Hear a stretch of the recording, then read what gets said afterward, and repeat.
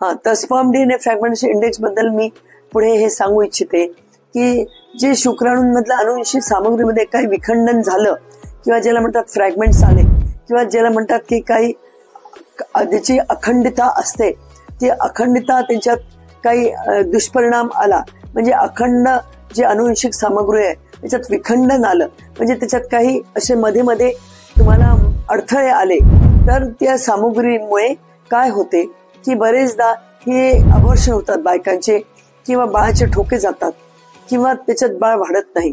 तर हे कशामुळे होते याचं कसं आपण विश्लेषण करावं.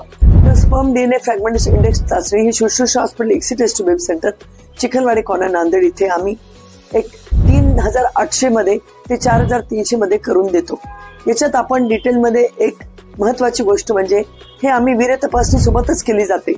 जर 15% असेल तर ते नॉर्मल पकडले जाते स्पर्म डीएफआय, पण जेव्हा 25% वर हे विखंडन वाढलं जाते किंवा शुक्राणूची अनुवंशिक सामग्रीमध्ये काही असमर्थता दिसली 25% वर तर बरेचदा त्या पेशंट्सनी किंवा पुरुषांनी जरुरी आहे की त्यांनी त्यांचं IUI करणं किंवा IVF किंवा एक्सी करणं, कारण नॉर्मलरित्या त्यांना बाळ राहील पण अबॉर्शनचे चान्सेस जास्त वाढतात किंवा बाळामधले ठोके जायचे चान्सेस जास्त वाढतात किंवा त्यांच्यामध्ये वंध्यत्व याचे चान्सेस वाढतात.